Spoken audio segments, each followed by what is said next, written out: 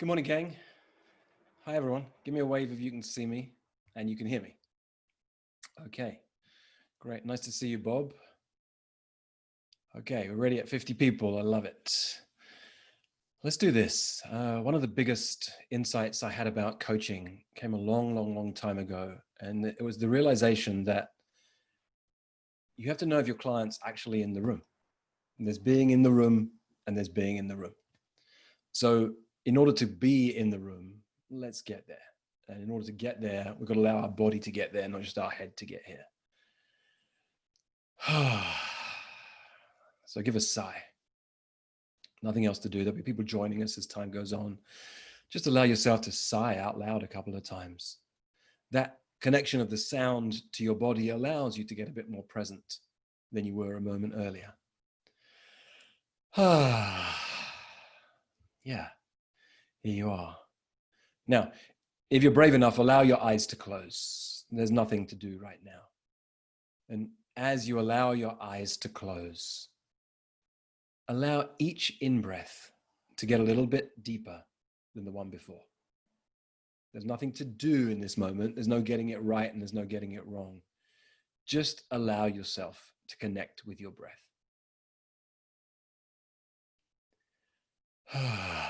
You can make some sounds if you like, because you're muted.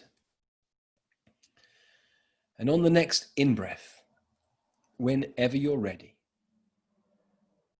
take a deep, long, slow breath in. Fill your belly. Fill your chest. Right up to the backs of your shoulders. Breathe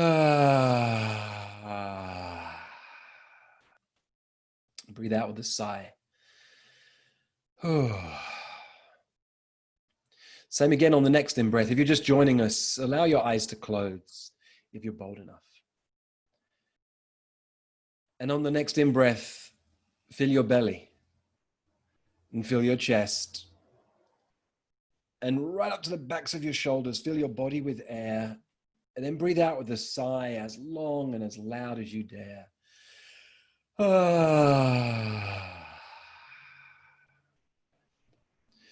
Then once again, on this next in-breath, fill your belly,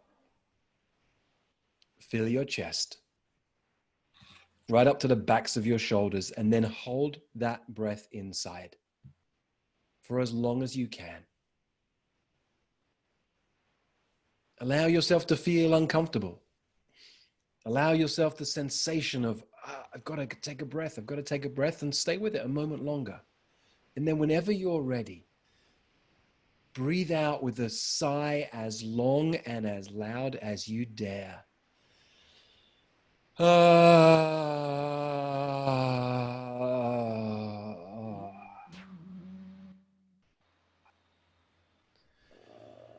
allow yourself to come into the room. And bring some attention to your body. Don't worry about other people in this moment. Bring some attention inside of your body. Scan your body. Where do you feel discomfort? Allow some attention to go there for a moment. For me, it's my lower back. It feels stiff right now. I'm at a standing desk, so I can move, but you can move too, even if you're sitting down. Allow some energy to come to those parts of yourself that feel stiff, uncomfortable. You have a sense of pain. And allow yourself to come into the room. And look at that. In the time it took us to get present, we went from 50 people to over 100 people. Allow yourself to be here. So welcome, everybody. I'm going to ask a couple of questions now. I need you to wave at me. I'm going to scan through my screens. With over 100, I can't see you all on one screen. Give me a wave if you've known me for a few years, if you've followed my YouTube channel, my blog. Hello, David. Hello, Ernest. Whether keep waving for a second. You've known about me for a while in any way. You've been to some of our events. You've been a client of mine. You are a client of mine. Okay, and thank you very much. And now let me get a sense of the other side. If you've just heard about me in the last few days, last couple of months, you joined our Facebook group but don't really know much about me. Hi, Cynthia. Hi, Tyler. Thanks for your message, Tyler. Great. Hey, Manuel. Hey, Lance. Okay, great. And, oh, let's just go in here. Okay, one last one. Give me a wave if you're thinking, who the hell is this guy? I don't know why I'm here. You're probably on the wrong call. Okay. Yeah, I know you and Claire and David. Yep. Okay, cool. So let's play. I put a question into the Facebook group last night, and I asked, what's your biggest dream and what's holding you back? Or what do you want to create and what's holding you back? And put my sons to bed around about 8, 9 p.m. My little one right now needs a lot of attention in bed, so I lay down with him and I crashed out, and I woke up about 11 p.m., made the mistake of going on Facebook. And I saw your messages and I read through every single one of you who wrote to me, this is what I want to create. This is what, if I could be coached on anything, this is what I'd like to be coached on. And I love that. Just by you speaking that out, that puts you in a different group to, there's 2,500 people on that, in that Facebook group, and 50 or so chose to respond to that post. It puts you in the top category of that group of people, because it takes a lot of courage to speak out into the world what you want to create. And then to speak out what's holding you back. I really honor those of you who took the time to do that. Then I wrote down every single one of the things that are holding you back to see what's going on here. 50 or so different answers. And I began to put them into categories and then into groups. And then I began to play with them. And I realized they really come down to 3 things. There's really only 3 things that are holding all of us back. Number 1, I'm scared. I'm scared of 3, maybe 4 things: people, time and energy, money, and possibly motivation. I'm scared of people. Who knows this one? I'm afraid of what people will say or think of me. Who knows that one? I'm afraid of what they'll think of me or say about me if I fail, or if I succeed, or if I'm more visible, if I speak or I write. Keep your hands up if these resonate. If I write or make videos. Or what will they say or think about me if I start and then give up? Okay, here's the next one. Again, I'm scared about time and energy. I know I can do it, but I'm afraid it will take over my life. I'll be overwhelmed, I'll be exhausted, or I won't be able to follow through. Who knows that one? Yes, Danielle. Very common for those of us who are high performers. We know how to succeed at a cost to ourselves, and we're worried about the next time doing it again. I'm scared around money. I'm afraid I'll run out of money. I'm afraid I'll lose all my money. I'm afraid I'll be homeless. I'm afraid I'll end up as a bag lady living on the streets. Who knows those? Yeah. Motivation, this is an interesting one. I'm not driven enough. For example, some of you might be thinking, well, if only I had enough money, then my problems would be solved. But I've coached many people who've got plenty of money, and that holds them back because then I don't need to start. Sometimes being hungry gets you driven. And so a lack of motivation, who's feeling a lack of motivation right now for something? They kind of want to do it, but it's just a lack of motivation there. I saw that hand movement, Jules. Yep. I think lack of motivation is often a clever mask for your fears. And you've got to go deeper and see, actually, what am I actually afraid of? So first of all, I'm scared. The second thing that's holding us back is I don't know what to do.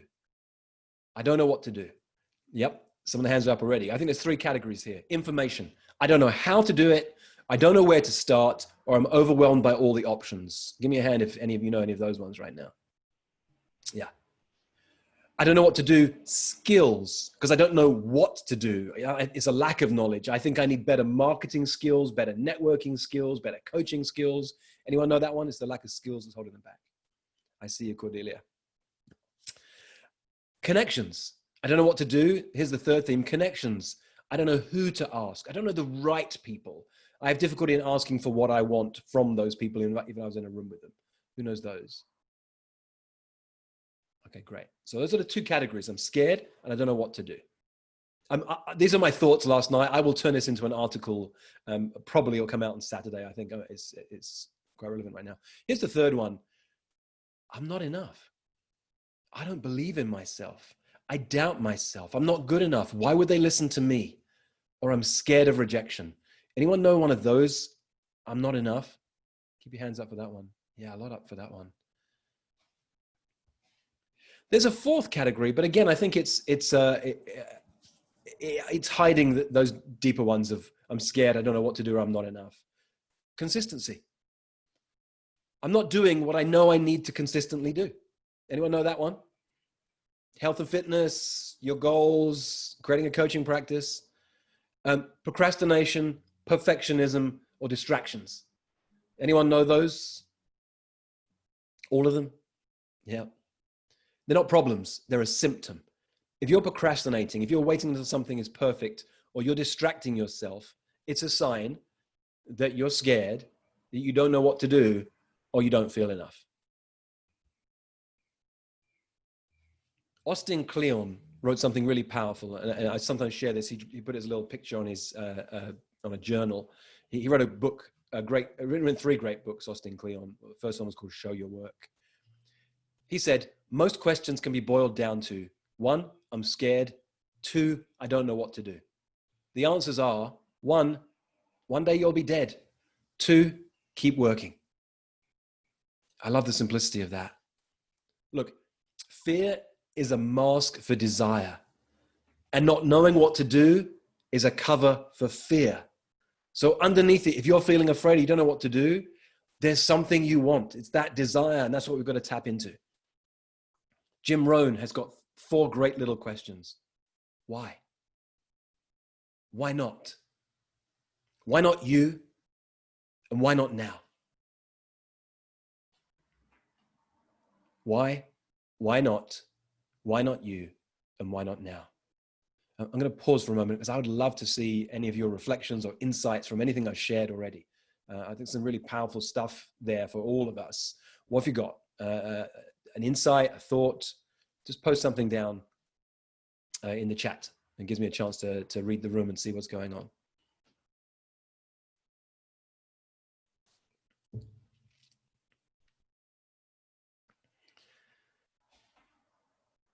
Kevin, yes, what I said is that fear is a mask for desire, and not knowing what to do is a clever cover for fear.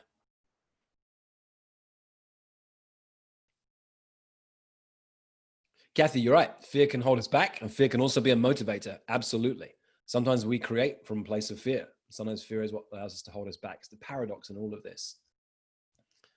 All right. Well, thank you for the insights. So I'm going to coach Cordelia now. I'm going to take myself off spotlight, ask you guys to turn us on to speaker view. Cancel spotlight. Put us on speaker view. And I'm going to work with Cordelia. And I'm going to tell you that Cordelia created this. It's not a coincidence that I'm coaching Cordelia. She created this. Ever since she's joined the group, she hasn't hesitated to share vulnerably, to connect with me, to reach out to me, to ask questions. And I love that. I admire that. That's why I'm choosing to coach her. I wanted to coach her, I think it was 2 weeks ago. And just in that moment when I said I would, something was going on at her end. She couldn't show up for that session. And then we didn't have a session last week. But I want to acknowledge this, that Cordelia, you created this. So hi. Hi, Rich. Hey. So you must be in Fiji or Bali right now, right? Yes, I know. I'm a dissenter. We're supposed to be home, but I had to get away. Broke the rules. Yeah, you're on vacation. Where in the world are you, Cordelia? I'm in Washington, D.C. Okay. And is that home? Is that where you grew up? No, I actually grew up originally in Chicago, Wisconsin, but most of my childhood in Atlanta. So I've been here my adult life. Why'd you choose DC? I didn't. It chose me. My parents moved here when I went to University of Vermont, and I came here because they were dying. So I left school to take care of them. Mm. Yeah. How long ago was that now? So my dad died 24 years ago, and my mom 23 years ago. I'm sorry for your loss. I know that it can seem like a long time and seem like yesterday at the same time, right? Yes. But why are you here? Why did you say yes to being coached? Why did you even ask to be coached? Why are you here? How can I help you today?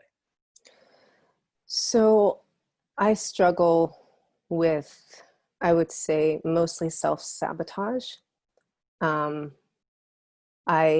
I know that I'm capable of creating something, and I've even seen evidence of that here and there. But when I do, I'm like, oh, that can't be real. And then I just stop. Mm. Why do you stop? Because I don't know what to do. I don't know the right people. Mhm. Yeah.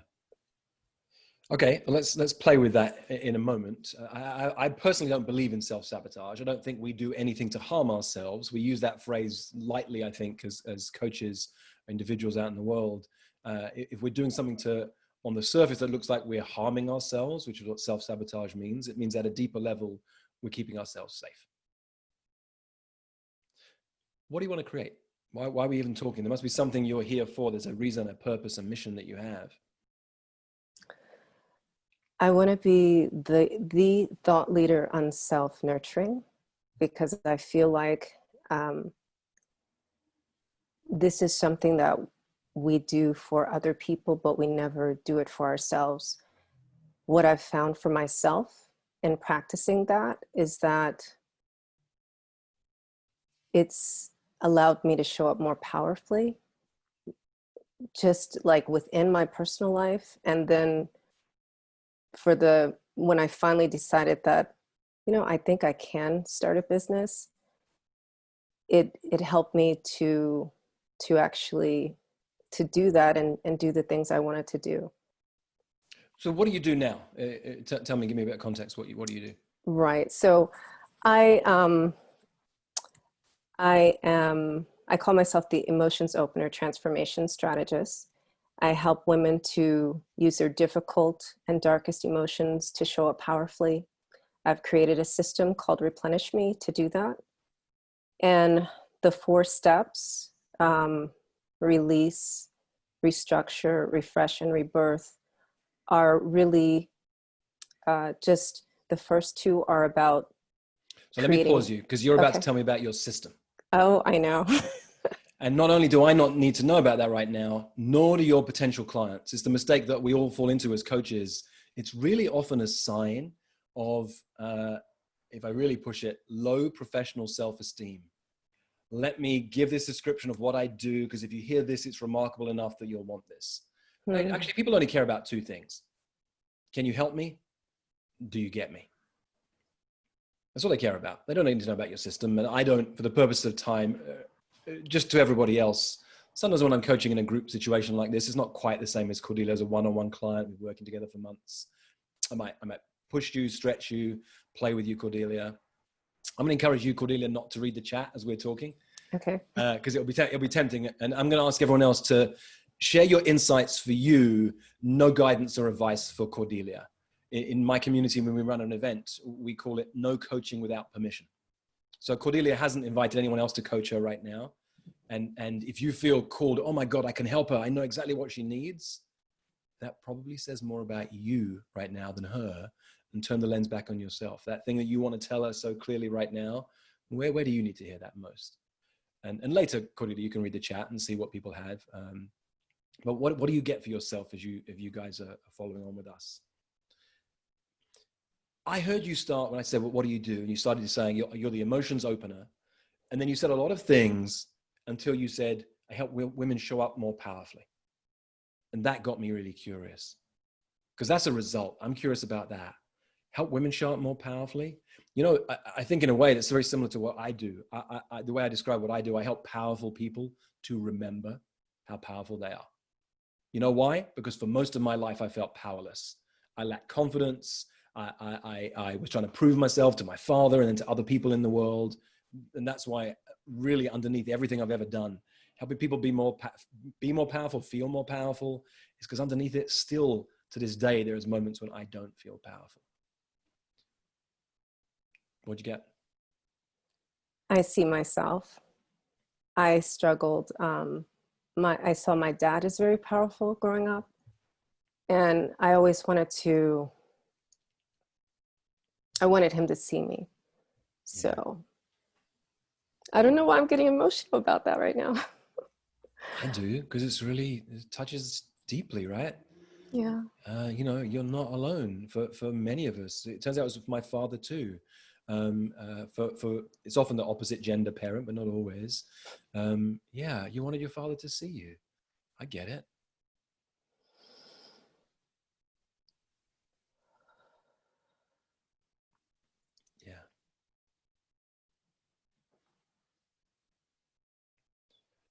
I'm okay with tears, by the way, if you are. For me, they're a sign of a release of it, and there's something on the other side of it. So thank you for trusting me. Thank If you. you need to pause to get a tissue, just tell me. Otherwise, I'm going to continue.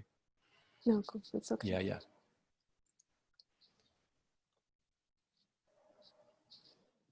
So often, we teach what we most need to learn. If you want to help other women to show up more powerfully, there's a clue in there for me that it's time for you to show up more powerfully. And that takes courage. It's scary. And we hold ourselves back. I'll go right there. I think I'm going to sense I can trust you enough that I won't mess around. Sometimes I call this high flame coaching. It doesn't look like me berating somebody, but it's me going to the heart of what needs to be said. I asked you what you want to do or you want to create, and you said I want to be known as the thought leader on self-nurturing. Are you okay with bad language? Yes. And sometimes I use bad language deliberately to make a point. So plug your ears, those of you who are not comfortable. I want to be the thought leader on self-nurturing. That's so fucking self-referential. That's so much about in here who I am going to be that no wonder you're feeling stuck and stopped. The only place to put your attention is out on them. When you put your attention on them, everything shifts. I've talked about this before. I think on these calls, have you heard about the mama bear effect, Cordelia? I have. So for those of you who are listening, there's a little stereotype in here, and there's a kernel of truth in it. Often women hold themselves back from speaking about what they want, don't ask for a raise when they could. Men often get more money, paid more money, simply because they ask more in organizations. Brene Brown was giving a talk, and at the end, a woman came up to her and said, "Do you know what happened?" She said, "What do you mean?" She said, "Well, you said we'd finish at this time and you take 15 minutes of questions. And after 15 minutes, you ran on for another 30 minutes. Did you notice that after 15 minutes, every woman in the room put her hand down and every man kept his hand up and you kept answering the questions to the people whose hands were up?" And Brene Brown, who teaches about this stuff, said, "Oh my God, I didn't even notice." The mama bear effect is used to speak to, I watched when we had kids, when we were out in public, Monique, sometimes it looked like our kids were in danger. This strength and power inside of her would channel out. It's like, oh my God, I would get scared because she would do anything to protect her kids. And the mama bear effect is a phrase coined to speak to those women who've been seen to pull a car off a leg of a child. That depth of power. Women can accomplish incredible things. Often they have to do it for a cause instead of for themselves. Men too, but the mama bear effect speaks to that. And I know you're nodding because you get this. And so let's take out, I want to be the thought leader on self-publishing. That's a result. And someday we'll look back and go, well, I was the thought leader on self-publishing, on self-nurturing, or something else. But leave that for one side. I want to find out why. What are you doing this for? Who are you doing this for? That's what's of interest to me. But I don't want to ask you to answer that question right now, because there's another person I want to come to, Cordelia. There's another person who created this conversation with me, and then I'll come back to you. So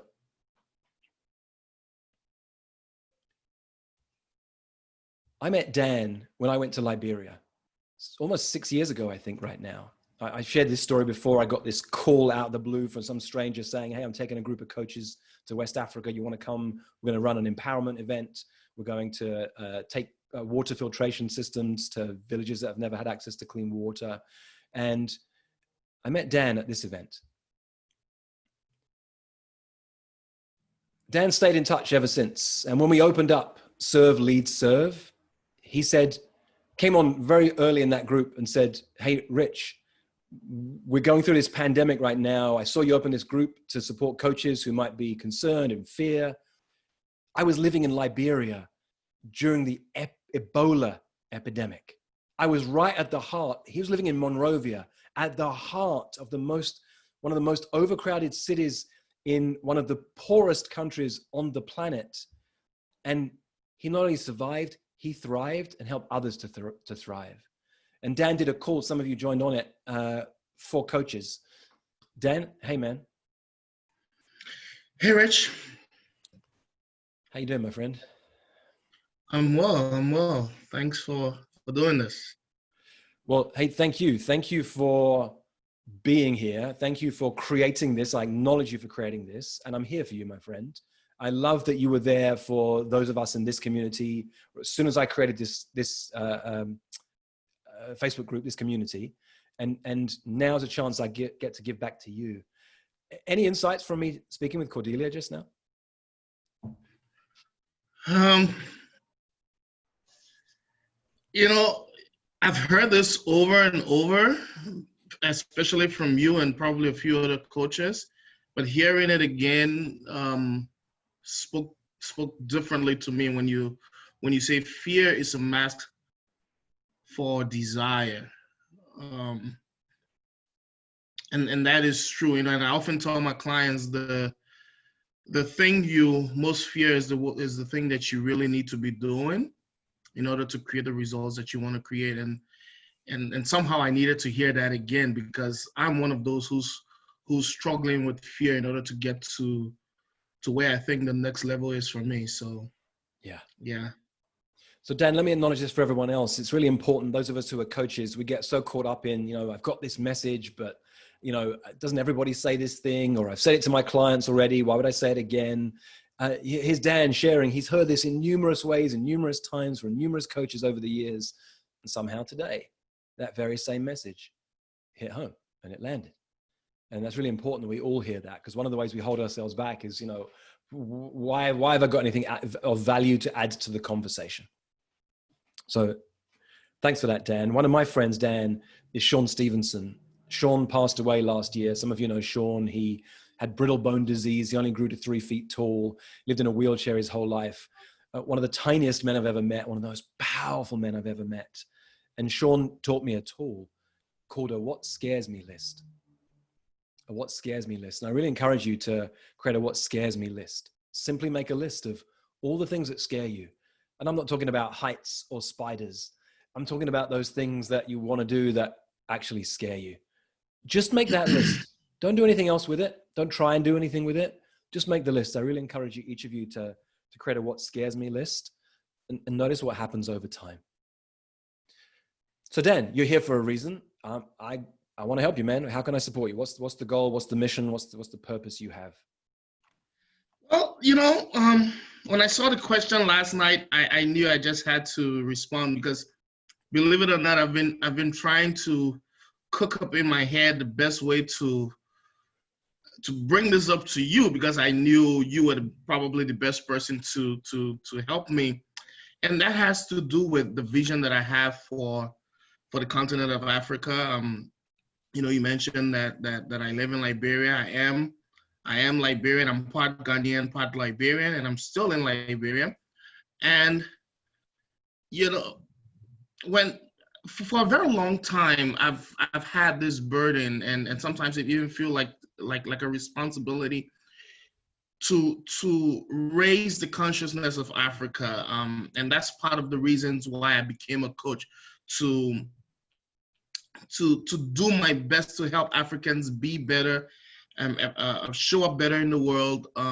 Because it bothers me that with so much natural resources that we're blessed with on this continent, with so much nature, with so much of everything, we remain the poorest, we remain the least, quote unquote, respected. And with everything else that's been happening around the George Floyd situation in the US and all that, it even stood for me in how can I serve without sounding racist, but how can I serve my race? How can I serve the people that are like me? And so about a year ago, I had this idea of what if there was something like Mind Valley for Africa? And for some of you, you're probably familiar with Mind Valley, personal. So Dan, let me slow you down for a second. Let me slow you down. Sure. Before you get into the solution, let me stay with where you are. Here's what I heard. I thought it was usually about this time my son comes in to ask if he can listen to an audiobook. I thought it was him. You feel a sense of responsibility. You want to help your community. And at this Right. moment in time, where very viscerally we're seeing and feeling across the globe the impact of systemic racism on people of color in all sorts of countries across the world. You live in Africa, where you feel it really deeply, where absolutely so much natural resources, I've spent a lot of time traveling and living in all sorts of countries in Africa. You feel a responsibility for your community. Let's say it like that. It's your community, it's your people. And you want to make a difference. Sure. And you sum that up in raising the consciousness of Africa. I love that. Right. Before you get into the solution, over here, for me, there are always two ways to go. There's going wide and there's going deep. So let me draw this distinction and see what happens. And Cordelia, this relates to you too. When I came to this country, I set an intention for myself.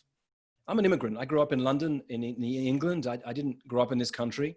When I came here, one of the things about being an immigrant is you have to leave your baggage behind, and quite literally. And I think sometimes we're not meant to grow up to live in the place where we grew up. The place where we grew up has all these boundaries around what's okay and what could be said and what should be said and what's appropriate. And I was able to let that go when I came here. I'm very grateful. I set a secret intention for myself and never shout it out loud with a living soul. I want to be trained by the best coaches in the world. I want the best coaches in the world to be my peers and my friends. And I want to be one of the best coaches in the world. It was a secret intention. I said it. I thought about it a little bit and just really let it go.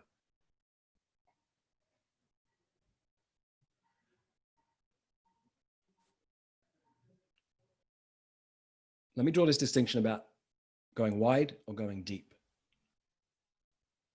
Many coaches, I'd say probably the majority of coaches out there, are thinking about going wide. How can I reach 1 million people? How can I have a best-selling book?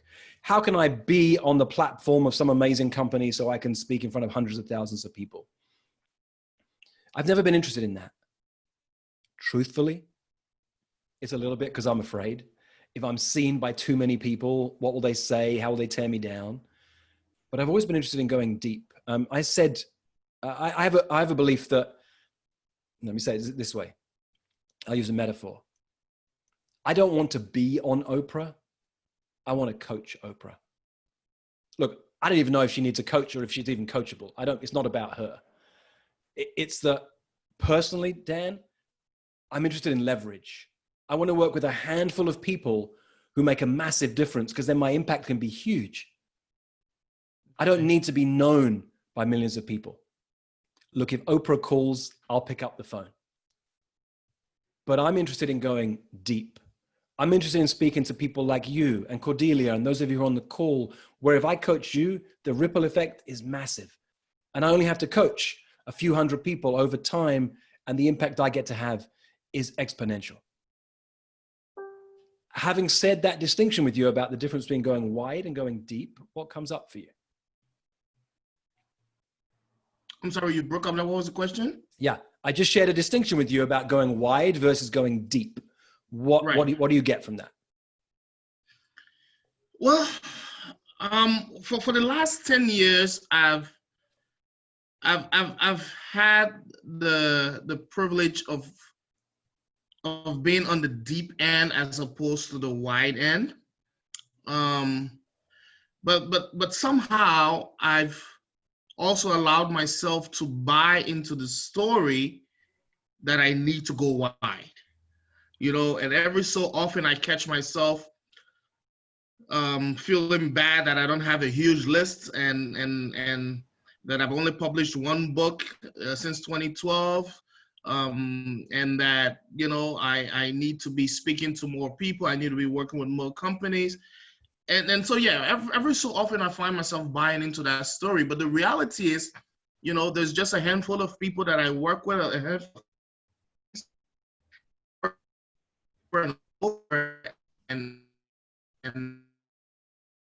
and that's how I've been. And so Dan, again, yeah, let me draw a distinction. Let me draw a distinction for other people, because I know you shared this with me. The amount of money you made last year puts you in the top 5% of coaches in the world. In Africa, it puts you in the top 1% of coaches. And I have a belief, if not 0.1, I have a belief that money is just a sign of the positive impact we're having in the world. Absolutely. So, man, you are making a real difference in an incredible way already, Dan. Sometimes it doesn't feel like it, though. That's why I held the silence, because I had a feeling that might be the response. And we get, the trouble is for most of us, the world online is very noisy. And the people who are noisiest are the marketers. And their job is to teach you how to go wide. And if they're good at it, it means they do go wide and they pop up everywhere. So once you start writing about coaching or about personal growth or make one comment on someone else's post, those people, companies like Mind Valley, who do great work, but they're amazing internet marketers, they're going to show up everywhere on your feed. And we get caught in this trap of thinking, I need to go wide, I need to do that. If any of you have ever done this, I found this a really valuable tool. Roger Hamilton created a tool called Wealth Dynamics. Wealth Dynamics shows you how you best make money in the world. What's your skill set for best making money? Some people are deal makers. Some people are supporters. Some people are creators. They're the creatives. That's how they make their money. Some people are the stars. They're meant to be on a stage. When you know how you best make money, that fits for me over this desire of what we want to do, how we want to make a difference, and knowing where we play from there. Dan, so I really recommend you think about that. And if you haven't done that, just type in Wealth Dynamics. It should come up. There's a little assessment. Yeah. I mean, I follow him. I haven't done it yet, but I follow Roger. Okay. Worth doing that assessment. I think it's about $50 these days. Good. Here's a distinction for you, Dan. More versus right. You want to be with more people and more companies. What about the right people and the right companies? Because all it takes is one right person and it frees up your energy, it excites you. They're the kind of person who introduce you to the next one and the next one. And I'd really put your attention on right versus more in this moment, which relates to deep versus wide. My business plan for almost 15 years has been meet fun and interesting people. And every time I do, if I track back, anytime I had a jump in my business, a jump in my success, a jump in my impact, it was because I met someone interesting months or even years earlier, and that connection had rolled into something really interesting down the road. I'm really interested in relationships, Dan. I call 1 + 1 = 11. Most people are interested in 1 + 1 = 2. And there's a place for that. Oh, we should work together. Let's create a business partnership. You can do some of it. I'll do some of it. That's 1 + 1 = 2. 1 + 1 = 11 is how do you stay in your zone of genius? And how do I stay in my zone of genius?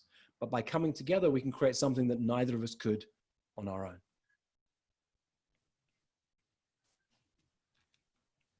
What's the biggest insight you've had so far, Dan?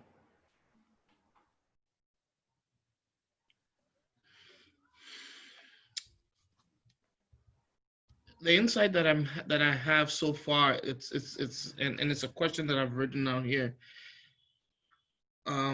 Last year I did some work for the African Development Bank, which is our version of the World Bank, and so when we talk about right versus more, I'm asking myself, am I better off continuing and building, fostering that relationship, and by being able to have a bigger impact at that level, it trickles over to the rest of the continent as opposed to trying to reach everybody. It's not a question that I obviously can answer right now, but it's certainly opening up new possibilities. Yeah. Look, my friend Ajit runs EverCoach, which is the part of Mind Valley for coaches. Ajit's strength on the Wealth Dynamics, he's the engineer. He's meant to be under the hood. He's the guy doing all the stuff you're supposed to do with social media, with the metrics, with open rates on emails. I don't even have the language for it. That's his gift, which is how he's helped the company grow. in that aspect. But when I hear you say the bank you've been working with, I immediately think, oh, well, Dan, one of my clients works for the European Investment Bank. I immediately have someone I can put you in touch with who might be able to give you great guidance in how you can go even deeper with those bankers where you're working. Now, that may or may not be the right connection, but the moment you get that clarity, the first person you're speaking to goes, I can help. I see that. So let me pause you for a moment and come back to Cordelia. And by the way, Dan, in the thread later, Tamaska says she's from Kenya. Or I'm not sure Tamaska is a man or a woman. I'm not sure of that name. I'm from Kenya and is also excited about that. Let's connect later. When we speak our truth in the world, our people start to show up and say, me too. Sure. Cordelia, what are you getting for this? You know, it's amazing. Before this call, I actually had a call with my friend in South Africa, and I wrote you about this the other weekend. So she founded Fem Phoenix, and it's an organization that advocates for teen moms. And so we're having a 30-day mindset challenge, and I got to coach the girls for 5 days, and it was just so powerful that I actually created a program or a product so that all the money or as much as possible can go to fund her organization. And I was able to send some money to her yesterday. And we were talking this morning about like, okay, so how do we, really make it known about your organization? And she even has a vision to help other places around the world, other communities. If you want to do the same thing, I already have a system. So she says, give me until the end of this challenge to figure out and organize my thoughts so I can have a document ready, and we can do like a live stream interview and, invite people so that she can train them on how to create what she's created. And that lit me up for the first time ever in my business. I have to say, that's why I was shaking my head earlier. I was like, because like, to just sell my products, I'm like shy. But now that I have a purpose, like I'm going to help her organization, now I really want to do it. Right. This is the mama bear effect. This is, or what I would call, I don't use this language in public, but between you and me and 100 other people, this is about having a mission so fucking powerful that nothing will stop you. When the Ebola crisis happened in Liberia, Dan showed up. He was there for people. He did not stop. That's how I met him. He's never stopped. And whatever it was, 90 days ago when I opened this group, the first thing Dan said is, hey, Rich, can I help this community? I have been through crisis and come out the other side of it. I know how to survive and thrive, and I can help. And I said, please. That's all we're ever doing as coaches, drawing out a mission from the person in front of us that's so powerful that nothing will stop them. When you get in touch with that mission, yeah, we have fears. Yes, we have doubts. Yes, we have moments when we're lying on the floor sobbing because we're afraid, but we get up the next morning and we do what needs to be done. And here's the irony of what you just shared. I draw this distinction of going wide versus going deep. The truth is, anyone who's ever gone wide started by going deep. So I met Vishen Lakiani, who runs Mind Valley. They're a $40 million company. They have millions of people online who do their personal growth work. And Vishen reached out to me and said, hey, Rich, I want to showcase your stuff on Mind Valley. And this was back in, by the way, Dan, I've only written one book that came out in 2012, and I've been afraid to get my second book out in the world ever since. So you're not alone, my friend. I know. I said it and then I remembered you. Yeah. We teach what we most need to learn, right? So Vishen reaches out. He says, hey, Rich, I want to put your stuff out into the world. And I say, well, you do know, right?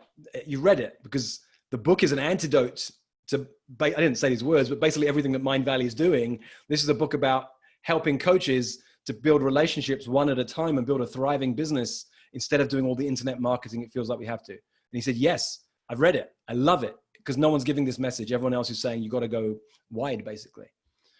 Well, we got to know each other, and we got to we become friends. And there was a moment when I was sitting in a cafe with him, and I was asking him some questions. And I was basically coaching him. There's videos where Vishen's interviewed me, and I'm basically coaching him whilst he's interviewing me.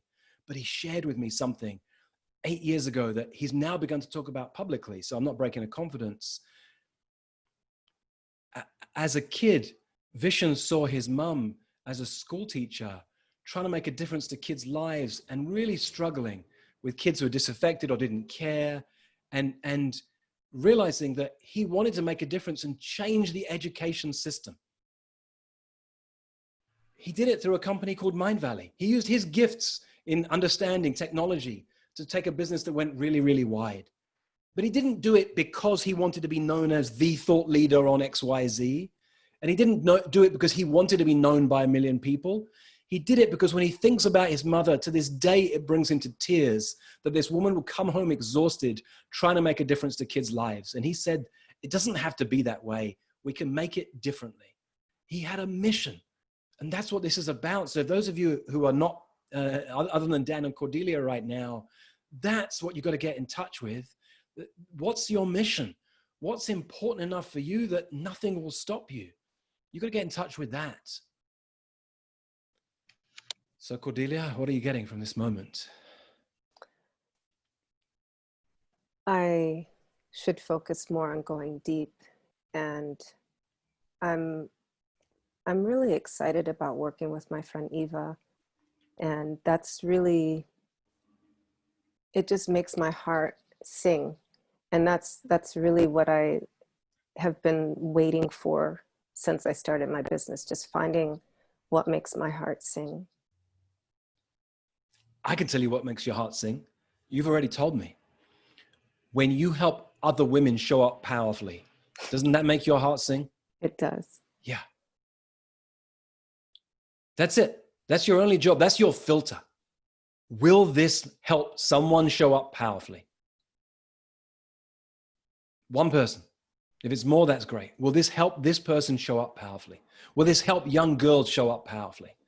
And at some point you'll look back and you'll go, turned out I had to show up more powerfully to make that happen. But don't put that on your to-do list. It's too much for us. We can't. Put your attention on them. How do I help them show up more powerfully? Even a year's time, we speak, and the only thing you have done is this. Your world will transform. If at the end of every day, you sit down and reflect on the day for 60 seconds and say, who did I help show up more powerfully? And you look at the day ahead and say, who can I help show up more powerfully tomorrow? And you just do that one thing alone every night for a year.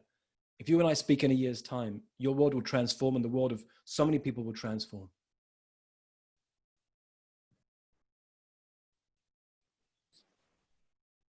That speaks to me loudly, yes. Yeah. We make it so complicated sometimes as coaches. Let me check in with you now, Dan. Yeah. What was that sigh I just heard as you said that? What's going on? What you got? A lot's running through my mind, when we talk about going deep and so I write down the question, who did I serve today and who can I serve tomorrow? And then it occurs to me that many coaches and even you, I think in one of your recent articles, you talked about getting clear on who you want to serve. And yes, I know, I'm serving my community, but is it the whole idea of a niche and having your strengths or your zone, the whole idea of the zone of genius. Okay, so I'm going through being an extraordinary coach program on Mindvalley, and there you talk about the zone of genius, and yesterday actually, and I just shared an article on that on my page. Yesterday I was having a session with a client. It was our final session, a lady in Toronto, and I had been coaching her around money mindset, her relationship with money and all that. and which was strange. It just happened because I normally coach people around career moves and starting small businesses. And that was how she came to me. But then before we knew it, our conversation centered around the relationship with money. And in this session yesterday, at a moment where I was being vulnerable with her, I shared with her my own fears. The fact that, I'm great at creating money, but I'm not so great at keeping it. And that's something that I'm struggling with every day. And that led me to the fact that I don't feel that I can create more than, the six figures that I've been able to create just because I don't have an ideal client type, and in the conversation, I realized that I'm not so unique, and that the fact that I have so many interests and so many talents and so many skills, it's a gift in itself, and I can harness that and serve people who are like that as well. So listening to your conversation and thinking how I can go deep, it's just like, all right, it's a reinforcement that, hey, there are people like you who, when you serve them, you come alive. And so, yeah. So Dan, let me draw out something you said just then, because I wrote a piece that you're referring to a couple of days ago about how to speak to your dream client with that specificity that they go, oh my God, he's talking to me. And someone wrote back to me, a couple of people wrote back to me and said, isn't this the opposite of what you teach in a prosperous coach? You say in the prosperous coach, you don't need a niche. And here, this seems to be, you're talking about, you need a niche. Right. What I wrote back is there's a paradox. There's always a paradox. What I say in one moment or for one person isn't true for the next person or in the next moment. And what I wrote about 7 years ago in the prosperous coach is different to that audience was for all coaches. And the kind of coaches I speak to right now are people like you who have been making a difference, or people who are new to coaching. My audience, sometimes people who are new to coaching, but they've made a massive difference in a previous career. And so I was speaking to that community when I wrote this. And it may be time, Dan, to get clear about who is my ideal client. And I can give you the shortcut. Your ideal client is the person who looks back at you in the mirror every night. Cordelia's ideal client is a powerful woman who doesn't realize how powerful she is. That's at the heart of it. You're a man who has a big burden of responsibility, who wants to make a massive difference for his community, who has in so many ways, but a bit like a little kid sitting in the back of the car on a trip when you're driving. All they ever say is, are we there yet? Are we there yet? As I look at you, Dan, you keep raising the bar. You keep raising the bar. The impact you are having as a coach that brings you 100K a year is something that puts you in the top 5 to 10% of coaches on the planet. I don't know if you can get that.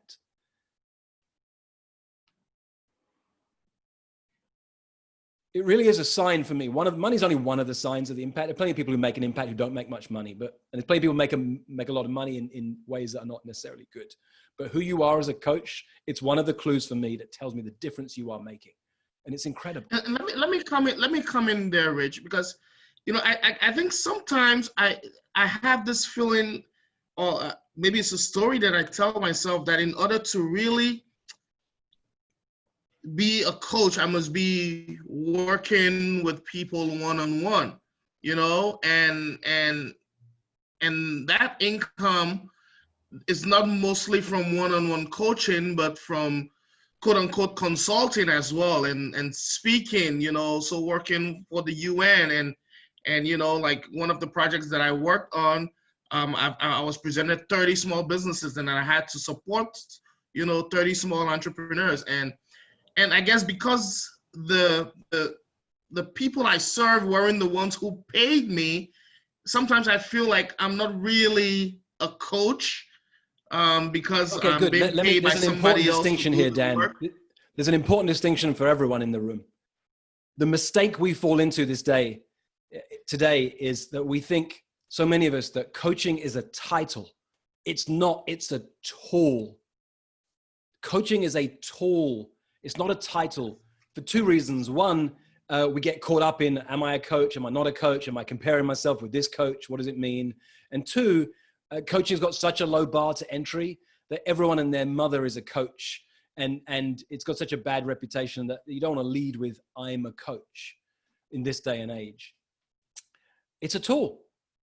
What do you do, Dan? Here's what I hear. If someone asked me, what does Dan do? I would say this.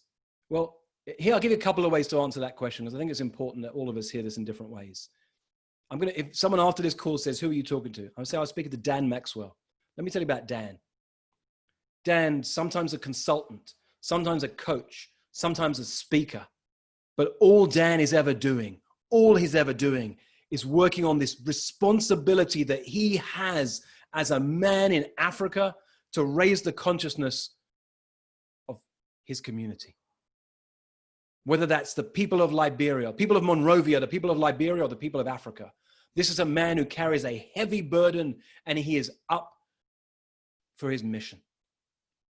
That's what Dan is.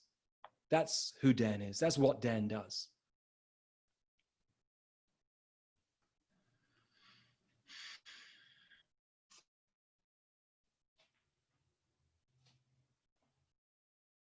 Sounds like you speak. I mean, I know it's me you're referring to, but it sounds like you're talking about somebody more powerful than I am. Yeah. Cordelia, see, it's not just women. All of us, so many of us go through this, right? It's like, who's that guy you just described? I'll say again to both of you, you created this call for yourselves today. I see you. It's why I chose to call on you. There's 2,500 people in this group. 50 people at least responded to that post last night. It's who you be that has me say, yeah, let's talk. I didn't make that stuff up, Dan. It came from you.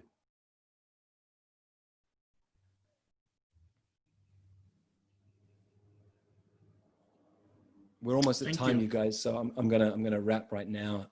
Cordelia, it just struck me as I said those words, I see you, that's all you ever wanted from your father. And I know that one too, because it was my dad. I spent so much of my life trying to prove myself to my father. And I was at his bedside when he passed away. And the first words my uncle said to me, because he was there too, the first words he said to me is, when my dad passed, he said, you boys, because the three of us were there, you boys know how proud your dad was of you, right?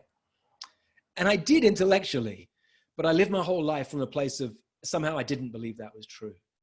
And it really shifted in that moment. And so I've got no doubt, however it looked in that moment, that your dad saw you, and I see you, and you have a powerful mission, and I'm here for you. I believe in you. Thank you, Rich. And I'm also sorry for your loss. And I guess when I was talking about my dad earlier, I got emotional because I wasn't there when he died. So, I don't know that he actually, I'm hoping that he sees it, but I'm glad that you see me. And thank you for your time today. We appreciate it.